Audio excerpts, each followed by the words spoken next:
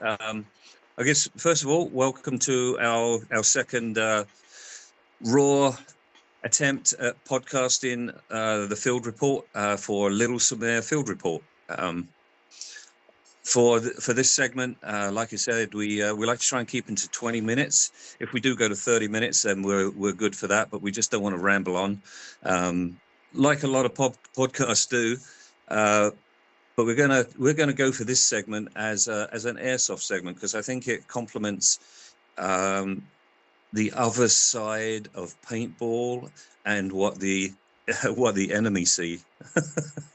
And I call it the enemy because I've not had a lot to do with airsoft. I do like the game. I like the way. Well, actually, first of all, I should introduce Dean. If you can just wave up there, hey guys, and Chad.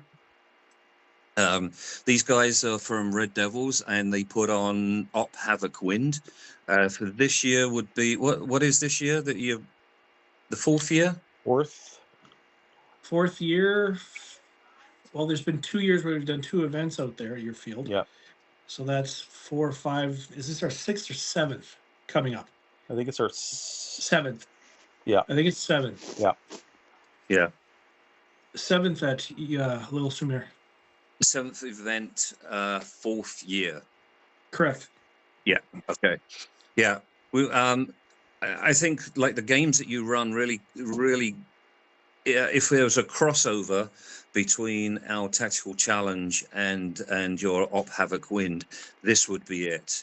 You run the games very much along the same lines as we run our tactical challenge, except what I think is, and this is just my own personal, your games are a little bit more intense than ours. In my mind, again, I don't think paintballers are ready for your 4-hour, 5-hour long games. Your last light games that go on till from like 8 o'clock till 1 o'clock in the morning. I don't think paintballers are ready for that. I would love to get them out and play for that long. But I just don't think it happens, and I don't know why it doesn't. So this is some of the things I want to talk about in this segment. Like I say, you guys are from the Red Devils. Is there anything else you'd like to add to that? Well, in addition to being a paintball team, we're a promotion team. When we're not playing, when we're not promoting airsoft, we're playing, or vice versa. So as a group of friends, we do host events in the province, and we play together, and we have for over a dozen years, I think. More. Yep. More. 15 years from the very beginning. Yeah. We started as a paintball team, and our home field shut down, and we then transitioned to airsoft. Why? Because that was so long ago. Why did you transition to airsoft at that time? What was that? Why did you do that? Okay, on the heels of our home field shutting down, they were retiring. They were done with it. We were looking for something to keep going. It would shut down early fall, and we weren't ready to quit. So we were looking, and we had heard, well, airsoft keeps going. The paintballs aren't freezing well until October, but airsoft plays until October. Let's go check this airsoft thing out. So one night, me and Chad did. And we said, okay, we can get into airsoft to supplement our paintball habit. When we're not playing paintball, we'll just go dabble in airsoft.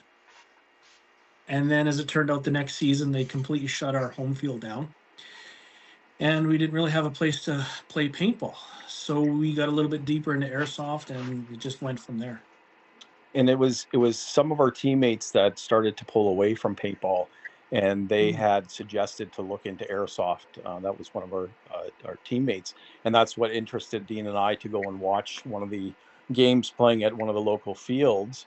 And we looked at it and said, this is exactly like paintball, because you're doing a lot of bush ball, except you're using the equipment that looks a lot more real.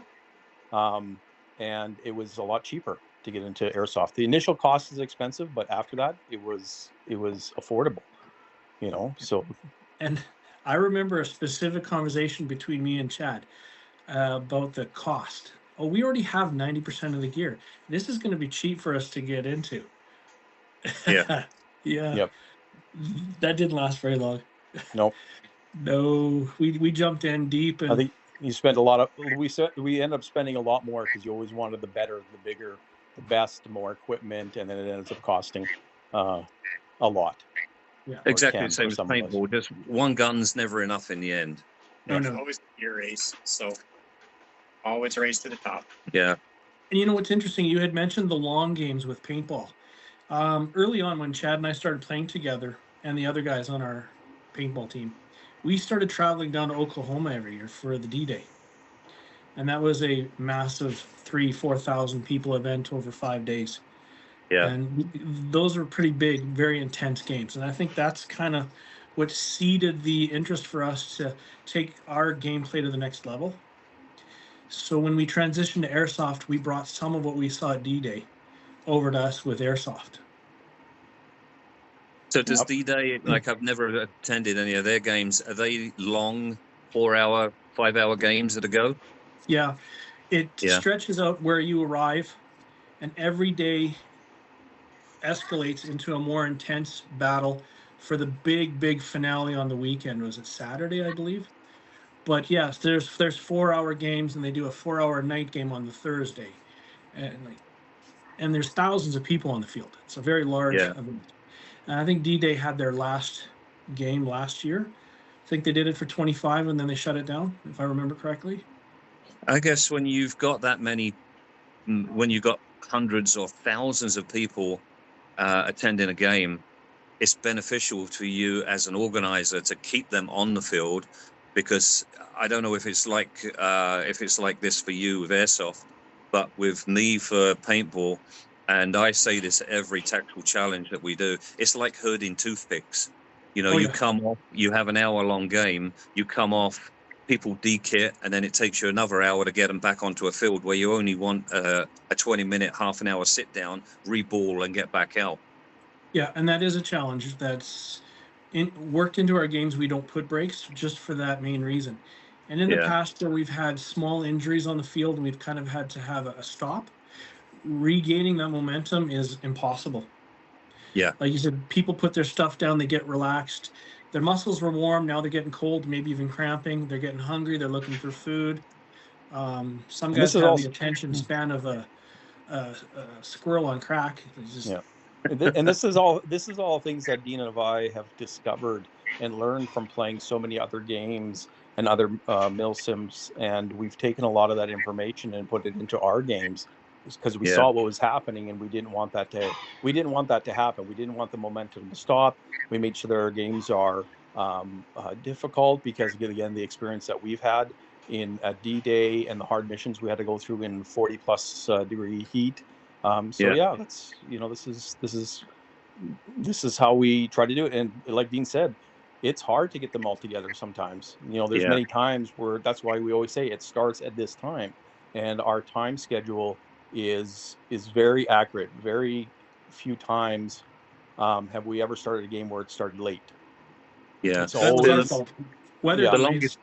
longest unless game it's that weather. we've ever had was 2 hours, and I had, well, I can't say nothing, but we had a few people coming up to us right after we came back off the field after that 2 hour stint, saying that was too long. Well, you know, I don't know if I can go back on again. That 2 hours was too long to play. And I said, well, you play it at your own speed. If you haven't got 2 hours of running around like a headless chicken in you, then don't do it. You know, there's enough cover. It doesn't matter what field you go on. There's enough cover. There's trees. There's always a back line of defense. You just sit back and play at your own speed. But if you want to run around like a 18-year-old headless chicken, then you can do it. I But mean, if we really looked at it, is we could start working back towards those longer times or go beyond. And if you have, I mean, we have air tanks, which I know some airsoft does, but you're launching what, a to maybe a 0.4 gram projectile, and we're wanting like a 20-gram projectile. So the air efficiency requirement, or you're going to get a lot more shots out of a tank than we are. Yeah. Or we're not carrying as much paint as you guys are. BBs, from what I assume, you guys are fitting a magazine. And you're what, like 200 or something, or so, or I don't know what's average for you guys. The average magazine is about 150 BBs, and guys will probably average about 5 magazines, or some more. And when they get hit, they can go back to their safe area to reactivate. And in the reactivation zones, they usually have a backpack with water and BBs and extra batteries and stuff like that. Yeah. And we encourage that to keep them on the field, to keep going. Like, we advertise the event, we let everybody know, like, this is going to be perpetual for the next 4 or 5 hours. There's no breaks, there's no timeouts. So I think a lot of them come into it knowing that's what's going to happen. Yeah. And there's another thing, when we and Chad are out there running the game, we actually can feel it as an admin when the energy of the players starts to drop off. We know that they've just about had enough. We've ran them to the end of their endurance. Yeah. You feel it. And that's from experience again, because we've been in those events. So we feel that energy to know that, okay, we got to step it up. We got to make some changes, whether it's on the fly, because we have a guideline that we follow in games, but sometimes we have to alter it or change it a little bit in order to keep the momentum going. Yeah, we're on the same lines with you there.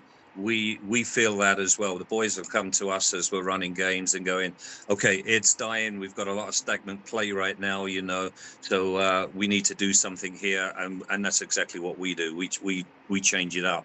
I guess your side of it, like Blue Twin brought up here, on looking at the other side of the paintball versus airsoft. We do have to go back and air up and ball up, and so yeah, that's a good point that he brought up, that we can't carry 4 hours worth of air and paint on us. No. And if we really think about it, is like we wouldn't have to really stop. It's like, hey, we can go bottle up, air up, and come back on. And so, but that's where we can't, because when we cut, that's why we have the 20-minute breaks, because we'll go up, we will say 20 minutes, ball up, air up, and get back on, but it doesn't happen like that. We all know it's always going to be like 45 minutes, and then somebody's having a beer, or somebody's going to go back to the campsite and have a lay down for a bit. And well, we struggle with that. Yeah. Yep. Watching your games, I do have to say I've been pretty impressed. You have a good admin team. Not saying that we don't have a good admin team, and good guys. You guys just have a lot. You have a lot bigger admin team. We're fortunate that the way that we have friends who every year give up their time. And we you're have trying to say we don't have friends? No, I'm giving a compliment to my buddies. I'm lucky to have friends.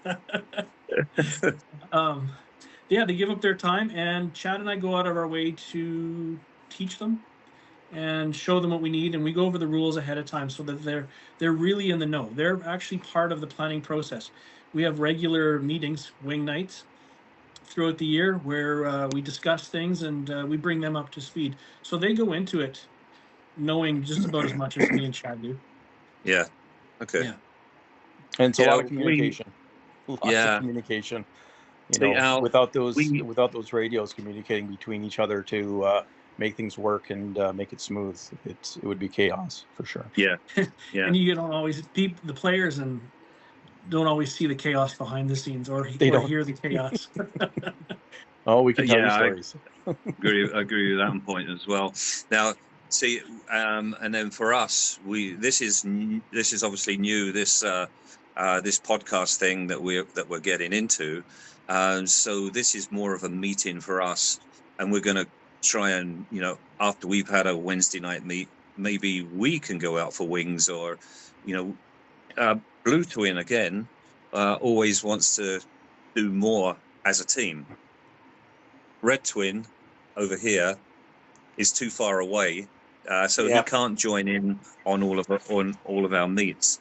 But yeah, Doorknob's too young to drink. Yeah, and Doorknob, up in that corner for me is too young.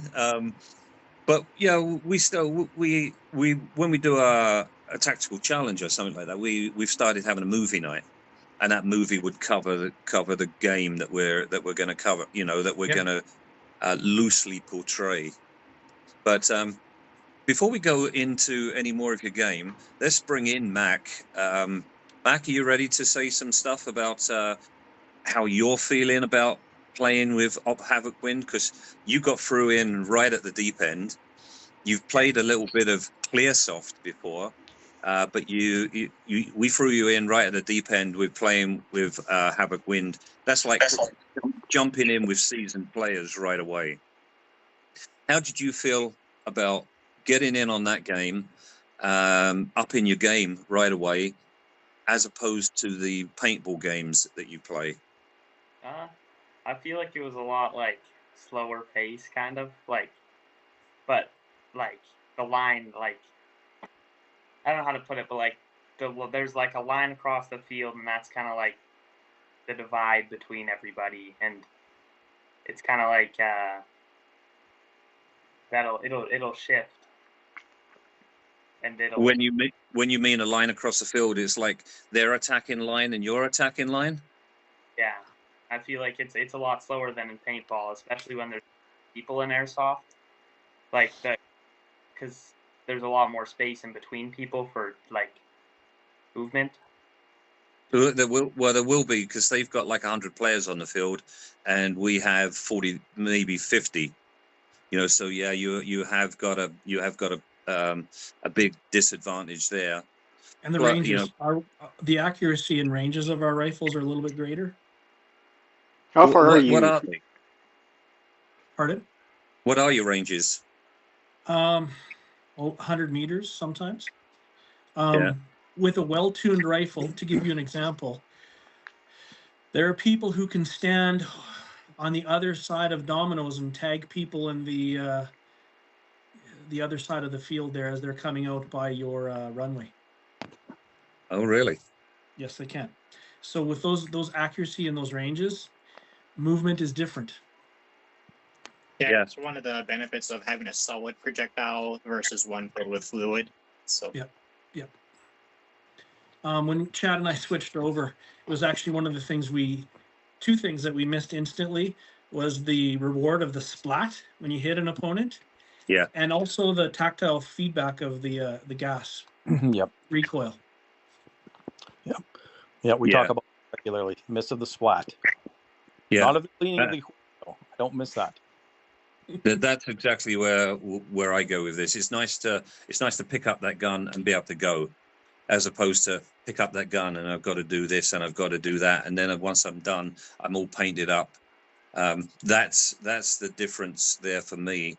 But then it's the difference of the splat as well. You know, you get a couple of little bings on you and you feel, oh, what was that? But then you play paintball the next day and you get like whack, whack, whack, and the adrenaline goes up and you go, that's why I play paintball. That's for me, you know. But yeah, that's kind of my personal experience, and Red Twin will agree with me. So, like, personally, we are not a huge adrenaline junkie, but the adrenaline spike, like, from what little I played of airsoft, isn't near as high as what I experienced in paintball. So that's just kind of me personally, or part of why I stick with paintball. So, I mean, didn't want to settle for an inferior product, but although I don't know if I'm allowed to say that. But what do you want to say? Well, you just did, so. Yeah, you just did. But just before we started recording here, I told you like we'd like to keep it to 20 minutes or maximum like 30. We are already at 19 minutes. See, Time and flies. you can see it does, doesn't it? Once you get talking about that subject, it does, time fly. So what I want to do, like Matt covered his little part there about how he thought that the difference between the paintball and the airsoft was a little bit slower because, well, now you know, because the movement is different.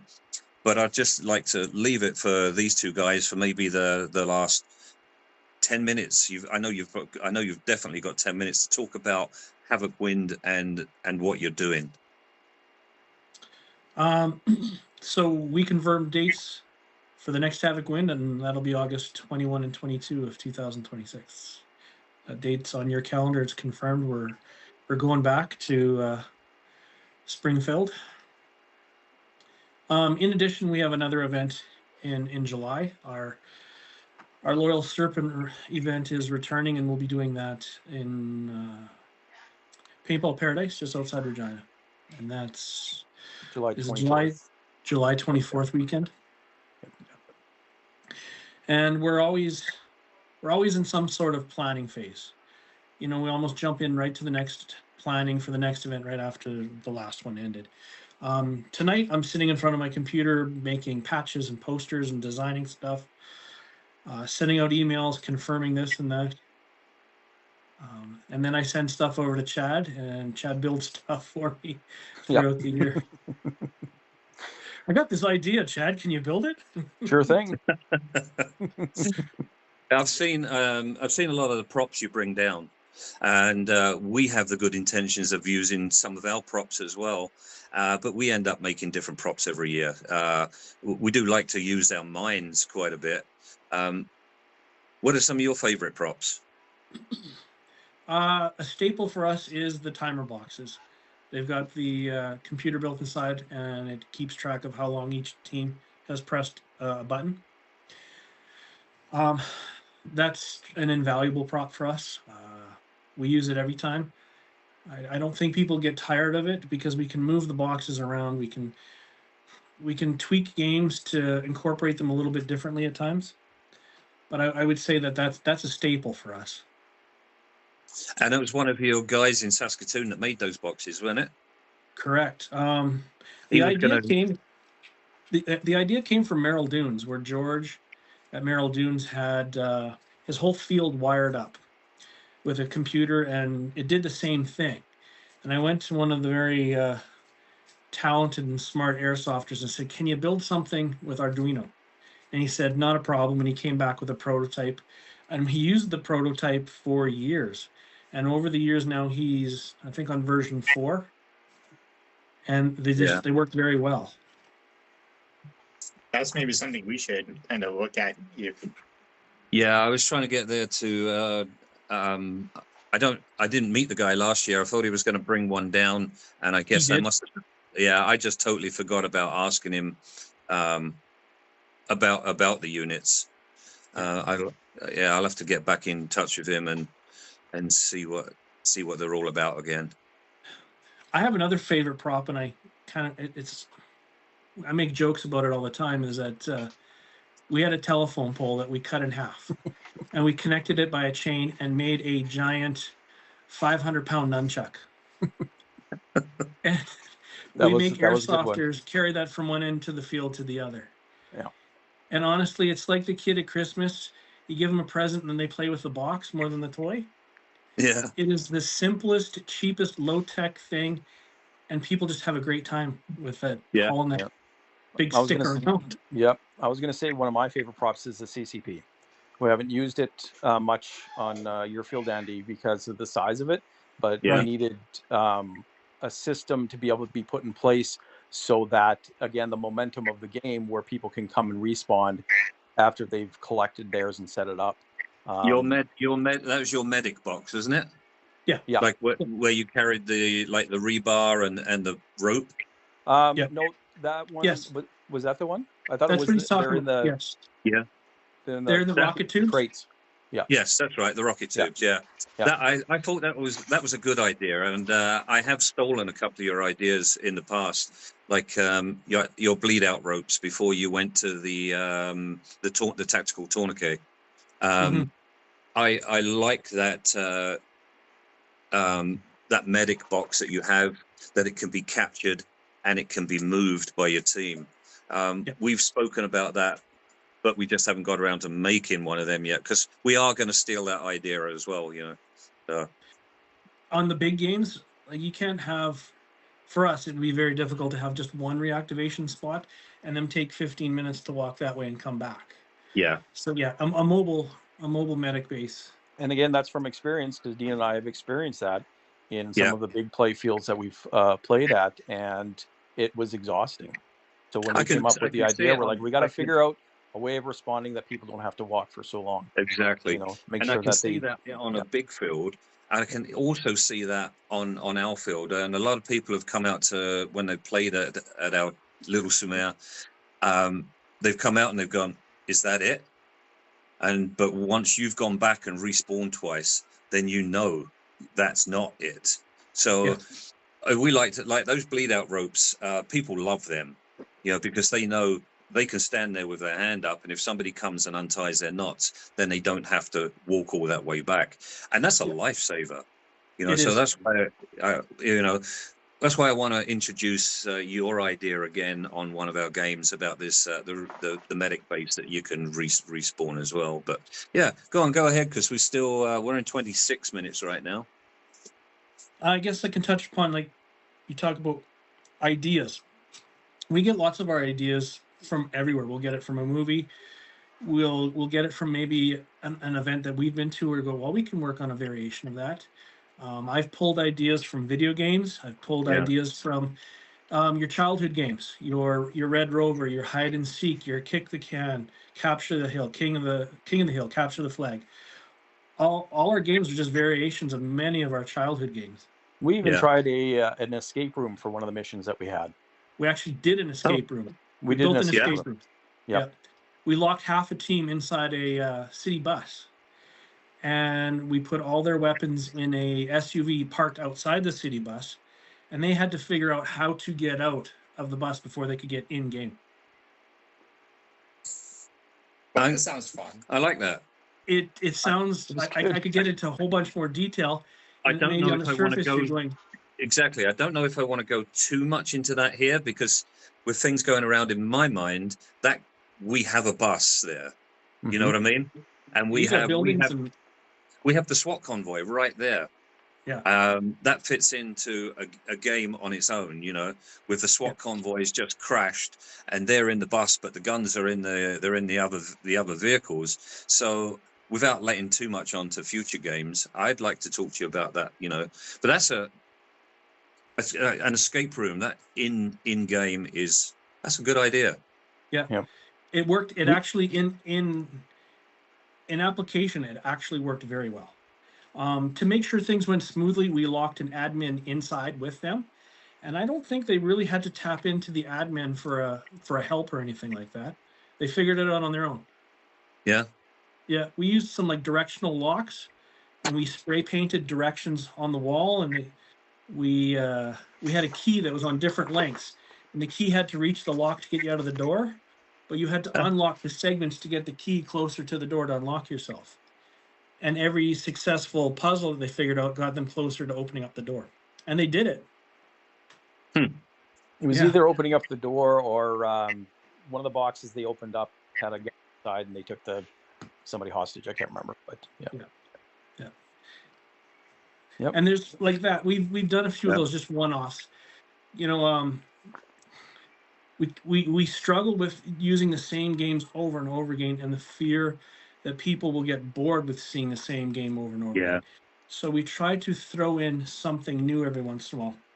And we actually did that at your field a year ago, where we did Battleship, the childhood game of Battleship. Yeah. Where we gave commanders a grid, place your ships on it, hand it to an admin. And the admin was sitting at the registration desk, and she had a radio.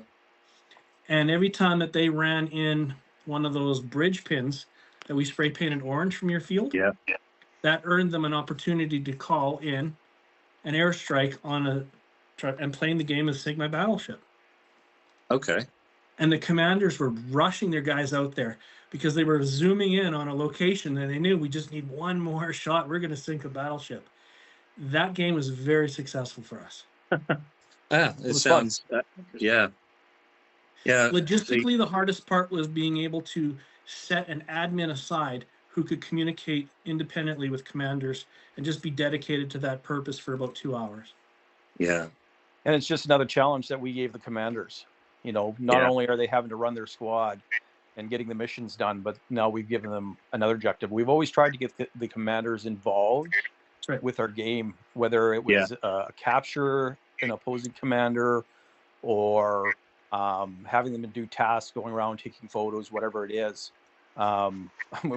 We don't have time, but we've got so many stories we can tell you, Andy, that they're fun. We've got lots of stories. That'll be for another time. Well, We I can see waterboard. this. We I can see waterboarded a this go commander into, once. sorry, go ahead, Dean. We waterboarded a commander one time. I like that idea. We've been really tempted to try something like Yeah. Well, we zapped one of the. Well, he wasn't exactly a commander, but we hooked him up to the electric shock machine. He just happened to have pierced nipples. Yeah. And there's video of that. But that was last tactical challenge. I think we're probably going to have a part 2 on this, if you guys don't mind. Works for me. If you do you have any kind of airsoft chat group, or I know you've got your Havoc Win Facebook pages and everything like that. We have to have 100 followers, and we have to have this active for 60 days before we can do Facebook Live. That's our next point. Once we've got that and we've done our Facebook Live for a bit and we know a little bit more about what we're doing, we're going to go on to, we want to do a true podcast where everybody can just get online, you know, and it's a lot easier for everybody, because at the moment, like I said, we're just screen recording this and then we've got to post it up onto our Facebook page.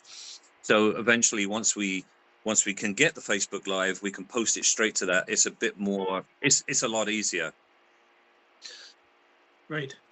Yeah, it's a lot easier. So if you don't mind, if you can chuck that out there onto your chat groups and get us, you know, let's get these 100 followers so we can progress this a bit more. I think we've got a great deal going here to spread our game, our field, your games, and it's just a match. Yeah, sounds good to me. Anybody you can bring on for next time? You know, we've got Chad. You've got any? Do you have anybody else you'd like to bring on? I'm sure we could probably think of some names, but I was thinking Alec, who runs DZ. DZ, yeah, he's a good one. Yep. Yeah, I don't mind him if he wants to come on and plug some of his guns. He's got the best selection that I've ever seen in Saskatchewan, at least. Yeah, I could see. There's a whole bunch of guys. We have some of the other admins from the Saskatchewan side of being the admins for Airsoft. Lots of people who might be interested. Lots. Of people. I mean, and if we've only got space, I don't know how many people we can get on one call. Blue Twin got kicked off because we might only be able to get 5 people on at a time, but we can always get together. Red Twin, he's always going to be up in leader. He's always very quiet. Yeah. I'm going to rename him like Swift Family Robinson, this guy. He's going to have that football next to him with Wilson written on it. I mean, does he not strike you as he's just come off a desert island? And then Mac up the top here. If we have to get together to save a space, we'll have it like we do here, you know. Sounds good. But yeah. Anything else you'd like to finally put out here? No, but thank you for having us and getting our product out there. Thank you, Andy. Yeah, if you've got any sponsors as well for next time when we come on here, I have absolutely no problem giving a shout out to our sponsors, because they're our lifeblood. We have a couple of field sponsors. We're going to do a segment on sponsors as well, what they've done for us in the past, what they do for us. With our jerseys, we've always got paintball gear, BPs. BPs here, when you come into town, they'll always give you a deal over at that's a local sponsor. So we're going to do a shout out to those people as well for some time. But if you have any, then we'll bring them up as well. I know you're wrapping it up, Andy, but you showed your jerseys and your patches. I have a quick story about that. Our patch was inspired sort of by you. We were at the Asquith Big Game, and I saw your patch on your shoulder, and I asked you about it. Your Red Hot Rooster patch, and you sent me in the direction to Patchworks in Germany, And that's where our first vinyl patch came from, Patchworks, Really because you sent me that direction. awesome job. Now, it Yeah. looks like we have it, or Mac has it in the background. Hard to see. Yeah, Mac's got the one up there right now. Yeah. And that sort of started my patch journey with all the patches that I've designed over the years. Yeah, Yeah. we have a new one up here. I don't know if you've seen that one. Nope, that one's new to me. Okay. Yeah, that's an all backwards. We've got a guy that just makes these as well. Nice. He's a local guy. He's really, that's uppercut. Let's look for him on our shirts. There we go. This one here. Or do I have to read them? Uppercut custom There it is. creation. Okay. Yeah. Nice. Or, Okay, I didn't mean to sidetrack that. Sorry. I Yeah. just Anyway, wanted to- yeah. We We're went going on over a a little 30-minute bit mark. more, but yeah, thanks for coming on, guys. Here we're going to wrap that up. As you say, this can go so quick once you get talking about what you love. Yeah. Then like I said, but without rambling on for hours on hours. You know, we're not just talking about a whole bunch of bullshit. Really, you know, we're talking about something that we really like doing.